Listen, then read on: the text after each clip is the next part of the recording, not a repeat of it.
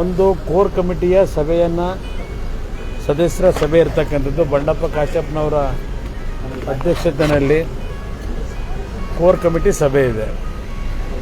ಅದರ ಜೊತೆಗೆ ಪಕ್ಷದ ಚುನಾವಣೆಗಳ ಒಂದು ಪದಾಧಿಕಾರಿಗಳ ನೇಮಕಾತಿ ಏನಾಗಬೇಕು ಚುನಾವಣೆಗಳ ಮುಖಾಂತರ, ಅದಕ್ಕೆ ಸಂಬಂಧಪಟ್ಟಾಗೆ 30 ಜಿಲ್ಲೆಯ ಅಧ್ಯಕ್ಷರುಗಳ ಸಭೆಯನ್ನು ಕರೆದಿದ್ದೇವೆ. ಜೊತೆಗೆ ಪ್ರಮುಖವಾಗಿ ಈಗಾಗಲೇ ಜನತಾ ಜಲಧಾರೆಯ ಕಾರ್ಯಕ್ರಮಗಳು ನಾಡಿನಾದ್ಯಂತ ನಿರಂತರವಾಗಿ ನಡೀತಾ ಇದೆ. ಜಲಧಾರೆಯ ವಾಹನಗಳು ಹೋದಂಥ ಪ್ರದೇಶಗಳಲ್ಲಿ ರಾಜ್ಯದಾದ್ಯಂತ ಉತ್ತಮವಾದಂಥ ದೊಡ್ಡ ಮಟ್ಟದಲ್ಲಿ ಜಲಧಾರೆಗೆ ಮಳೆಯ ದಾರಿಯನ್ನು ಏನು ಕಾಣ್ತಾ ಇದ್ದೇವೆ. ಭಗವಂತನ ಆಶೀರ್ವಾದ ಇದೆ ಅಂತಕ್ಕಂಥದ್ದು ನನ್ನ ಅಭಿಪ್ರಾಯ. 13ನೇ ತಾರೀಕಿನಂದು ಬೆಂಗಳೂರಿನ ಒಂದು ಬೃಹತ್ ಜನತಾ ಜಲಧಾರೆಯ ಸಮಾವೇಶದ ಅಂತಿಮವಾದಂಥ ಒಂದು ಕಾರ್ಯಕ್ರಮ. ಆ ಕಾರ್ಯಕ್ರಮದಲ್ಲಿ ಬೆಂಗಳೂರು ನಗರದ ನಾಗರಿಕರಿಗೆ ಯಾವುದೇ ರೀತಿಯ ಸಮಸ್ಯೆಗಳಾಗಬಾರದು ಅಂತಕ್ಕಂಥ ದೃಷ್ಟಿಯಿಂದಲೇ ನೆಲಮಂಗಲ ಮತ್ತು ಹಾಸನದ ರಸ್ತೆ, ನೆಲಮಂಗಲದಿಂದ 2 ಕಿಲೋಮೀಟರ್ ಪ್ರಮುಖವಾದಂಥ ಒಂದು ಮುಖ್ಯ ರಸ್ತೆಯ ಭಾಗದಲ್ಲೇ ಸುಮಾರು 65-70 ಎಕರೆ ಪ್ರದೇಶದಲ್ಲಿ 4 ರಿಂದ 5 ಲಕ್ಷ ಪಕ್ಷದ ಅಭಿಮಾನಿಗಳ ಒಂದು ಅಂತಿಮವಾದಂಥ ಸಭೆಯನ್ನು ಕರೆದಿದ್ದೇವೆ. ಆ ಸಭೆಯಲ್ಲಿ ವಿಶೇಷವಾದಂಥ ರೀತಿಯ ಕಾರ್ಯಕ್ರಮಗಳು ಇದ್ದಾವೆ. ಆ ಸಭೆಯಲ್ಲಿ ಸಂಪೂರ್ಣವಾದಂಥ ನಮ್ಮ ಪಕ್ಷದ ಮುಂದಿನ ದಿನಗಳ ಕಮಿಟ್ಮೆಂಟ್ ಏನಿದೆ, ಈ ರಾಜ್ಯದ ಸಮಸ್ಯೆಗಳೇನು ನಾವಿವತ್ತು ಕಾಣ್ತಾ ಇದ್ದೇವೆ, ವಿಶೇಷವಾಗಿ ಜನತಾ ಜಲಧಾರೆಯ ಮುಖಾಂತರ ಸಂಪೂರ್ಣವಾದಂಥ ನದಿಯ ನೀರನ್ನು ನಮ್ಮ ನಾಡಿಗೆ ಬಳಸ್ಕೊಳ್ತಕ್ಕಂಥ ನಿಟ್ಟಿನಲ್ಲಿ ನಮ್ಮ ಒಂದು ಕಮಿಟ್ಮೆಂಟ್ ಏನಿದೆ.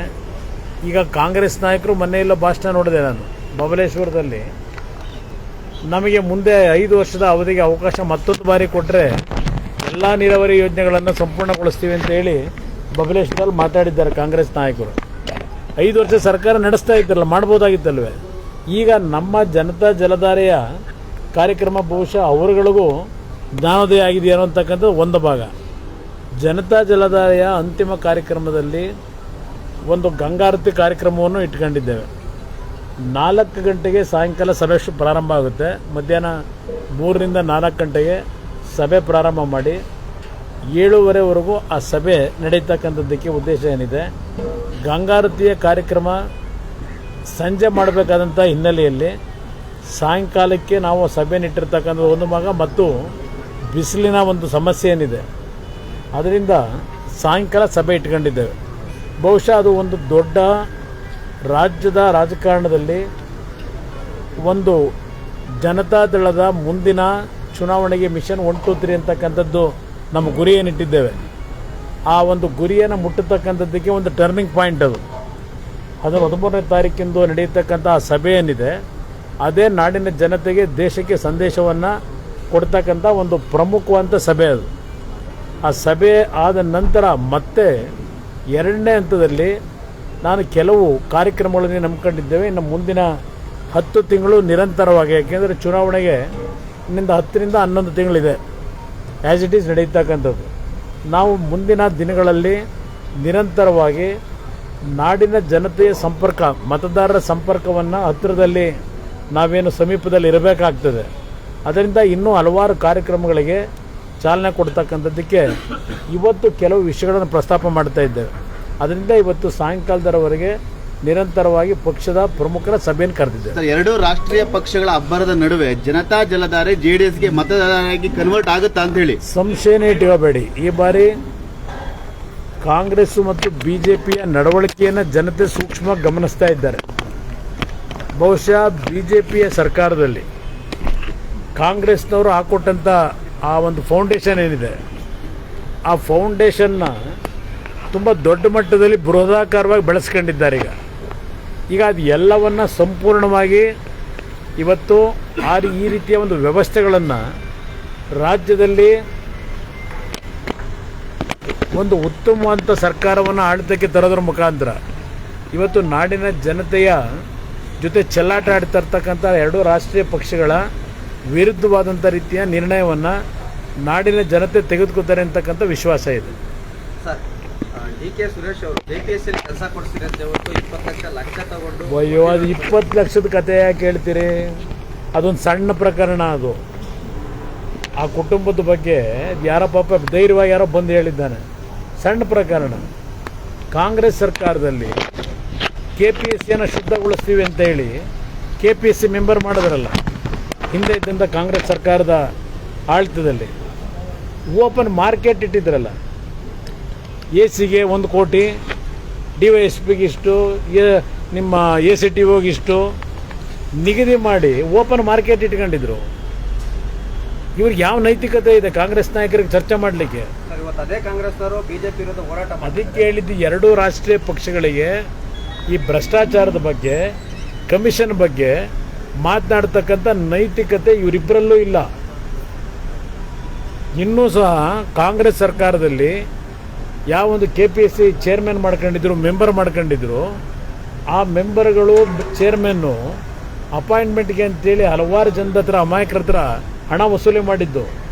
ಇವತ್ತು ಸಹ ಹಣ ವಾಪಸ್ ಬರದೆ ಎಷ್ಟೋ ಜನ ನನ್ನ ಹತ್ರ ಬಂದು ಅಪ್ರೋಚ್ ಮಾಡಿದ್ದಾರೆ, ಹಣ ಕೊಡಿಸಿ ದಯವಿಟ್ಟು ಏನಾದರೂ ಮಾಡಿ ಅಂತೇಳಿ.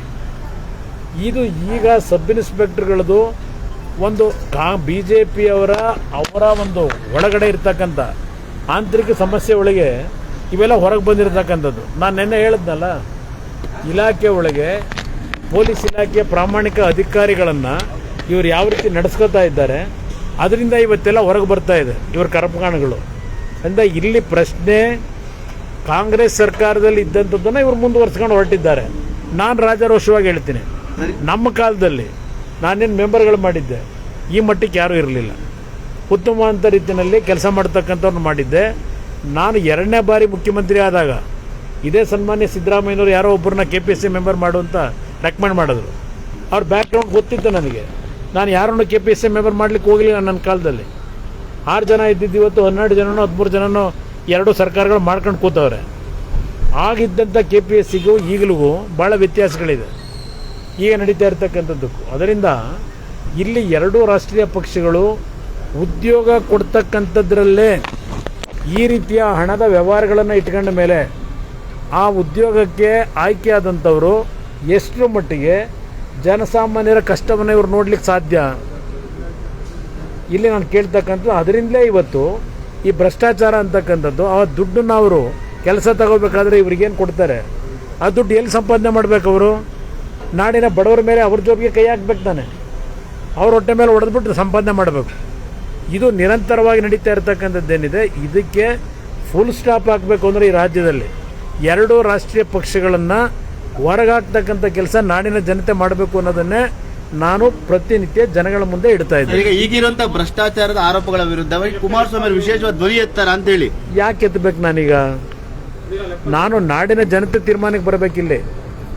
ಏನು ಧ್ವನಿ ಎತ್ತಿದ್ರು ಉಪಯೋಗಕ್ಕೆ ಬರೋದಿಲ್ಲ. ಕಾರಣ 2008ರಲ್ಲಿ ಅವತ್ತಿನ ಸರ್ಕಾರದ ವಿರುದ್ಧ ನಾವೇನು ಹೋರಾಟ ಮಾಡೋದು, ದಾಖಲೆಗಳ ಸಮೇತ ನಾನು ಜನತೆ ಮುಂದೆ ಪ್ರತಿನಿತ್ಯ ಟನ್ಗಟ್ಟಲೆ ಮಾಹಿತಿ ಇಟ್ಟಿದ್ದೇನೆ. ಅದರ ಪ್ರತಿಫಲ ಏನಾಯಿತು ಅಂತಕ್ಕಂಥದ್ದು ಅನುಭವ ಆಗಿದೆ. ಆ ದೃಷ್ಟಿಯಿಂದಲೇ ನಾಡಿನ ಜನತೆಗೆ ಇದೆಲ್ಲವನ್ನು ಶುದ್ಧ ಮಾಡಬೇಕು ಅಂದರೆ ಈ ಎರಡೂ ರಾಷ್ಟ್ರೀಯ ಪಕ್ಷಗಳನ್ನು ಈ ನಾಡಿನಿಂದ ಹೊರಗಿಡಿ. ಪ್ರಾದೇಶಿಕ ಹಿನ್ನೆಲೆ ಇರ್ತಕ್ಕಂಥ, ಕನ್ನಡತನ ಇರ್ತಕ್ಕಂಥ ಒಂದು ಸರ್ಕಾರವನ್ನು ತರಬೇಕು ಅಂತಕ್ಕಂಥದ್ದು ನಮ್ಮ ಒಂದು ಪಕ್ಷದ ನಿರ್ಧಾರ ಏನಿದೆ. ಅದಕ್ಕೆ ಬೆಂಬಲ ಕೊಡಿ. ಇದೆಲ್ಲವನ್ನು ಸಂಪೂರ್ಣವಾಗಿ ಇಂಥ ವ್ಯವಸ್ಥೆಯನ್ನು ಚಿವುಟಾಗ್ತಕ್ಕಂಥದ್ದಕ್ಕೆ ಒಂದು ಹೊಸ ವ್ಯವಸ್ಥೆಗೆ ಅವಕಾಶ ಕೊಡಿ ಅಂತಕ್ಕಂಥ ಕೇಳ್ತಾ ಇದ್ದಾರೆ. ಈಗ PSI ಇದರಲ್ಲಿ ಸರ್, ಈಗ ಅಶ್ವಥ್ ನಾರಾಯಣ ಹೆಸರನ್ನ ತಂದು ಹಾಕಿದ್ದಾರೆ. DK ಶಿವಕುಮಾರ್ ಅವರು, ಅಶ್ವಥ್ ನಾರಾಯಣ ಅವರು ದೊಡ್ಡ ಭ್ರಷ್ಟ ಕುಟುಂಬದವರೇ ನೋಡಿ, ಇಲ್ಲಿ ಪ್ರಶ್ನೆ